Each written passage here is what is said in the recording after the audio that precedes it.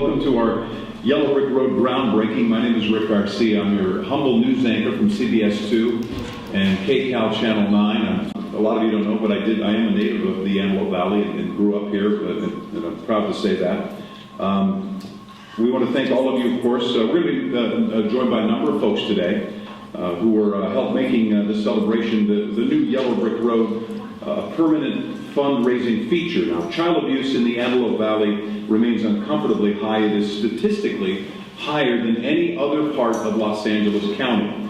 And the need for a center like this has been obvious for many for a very, very long time. But we don't always connect the dots. Acknowledging a need and funding an operation are two different things. And the founders, the board, the staff have always recognized the reality of funding shortfalls and the consequential ongoing need to raise funds, and that's the reason we're here today. By inference, a yellow brick road leads to a resolution of hopes and dreams. The yellow brick road installed in the front of the center here does the same. With counseling and therapy, many of our most vulnerable overcome horrific challenges, and again, that's why we're here, addressing a very real need. If you haven't already, we would love to see you sign up for a legacy brick before you leave here today. Your donation is meaningful in so many ways, and also an engraved brick reminds all of us who enter the building of your generosity. Now, for the last 2 years, Sue Page has led the Children's Center as its executive director. Her vision and compassion have sustained the center in a post-recession environment, which can surely be characterized as challenging, to say the least. Yet we are here today. We're adding another milestone to this wonderful facility. Ladies and gentlemen, Sue Page.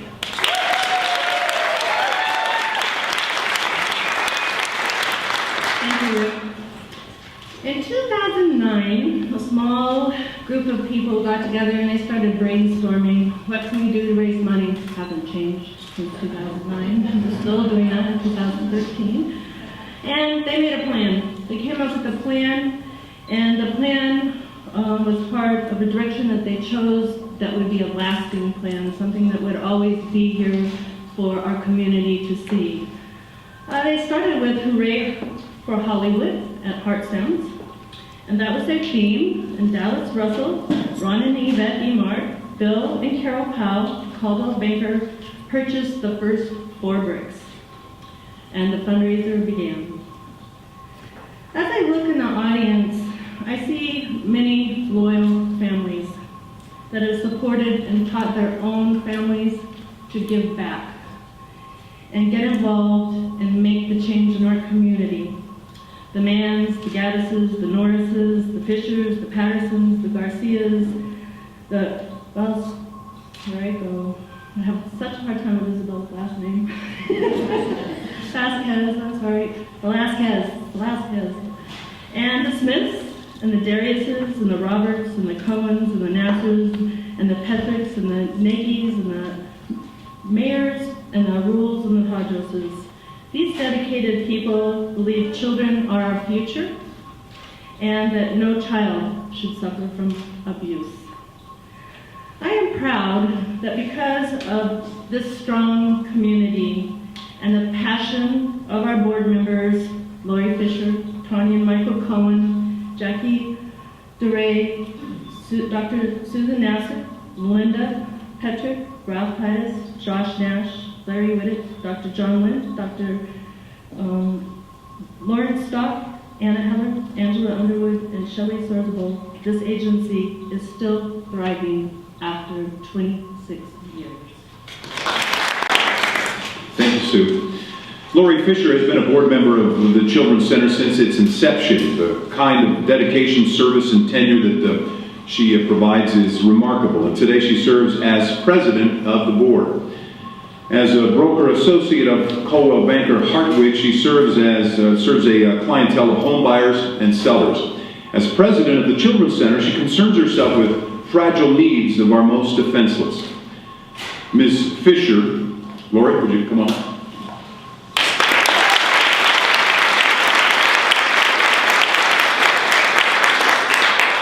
Thank you. I'm actually here because of your mom. She said, I have something for you to do. You're going to serve on the Sounds Committee. and that's when it began. Hello, everyone. Thank you all for coming and taking a little part of your day to spend with us. In serving on the board, we have a primary function to make sure that we stay on point with our mission and that we also are fiscally sound. And our mission is to provide treatment and preventative education for children. And that's so important here in the Antelope Valley because there's such a need. But to do this, it takes money. So I get to talk to you about money. Our funds come from private grants and government grants. But in order to get the grants, we have to do a certain amount of fundraising each year. And so, and we also need that for our shortfall because we do have an annual shortfall.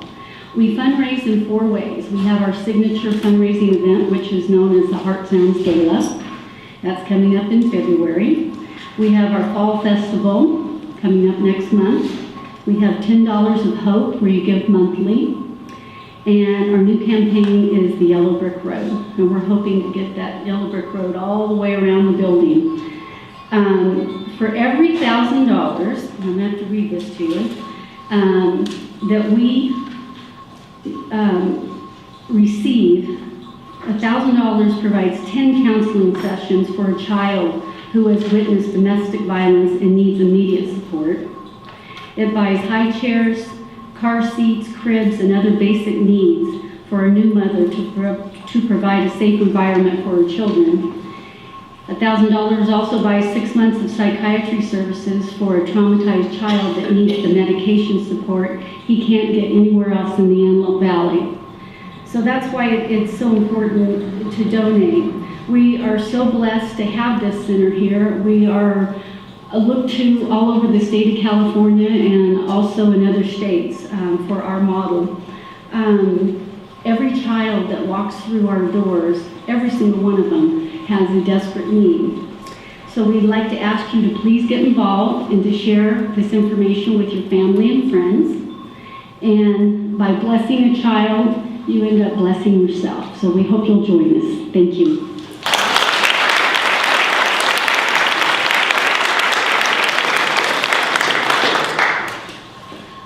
Thank you, Lori. You've heard the expression, it shouldn't hurt to be a kid. 25 years ago, 20 founders took that admonition to heart. Child abuse should not be swept under the rug.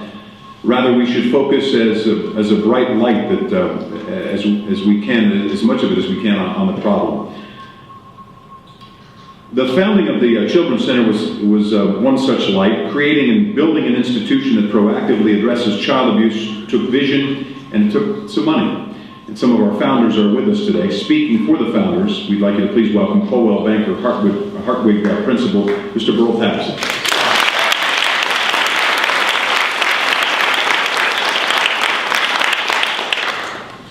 Well, here we go. 26 years ago, a realtor friend of mine, Damaris Garcia, Rick's mom, called me and asked me if I knew what was taking place in our community with child abuse. I said no. Damaris explained the horrible abuse taking place with our children. Being a resident of Lancaster since 1941, I was shocked to hear the statistics. My initial reaction was the same as many of you. This has to stop. You know, we've got to do something. And Damaris said, I want to get a group of community leaders together to intervene on behalf of the kids. She said, are you in? And I said, I'm in. And she said, good, we need money. Okay.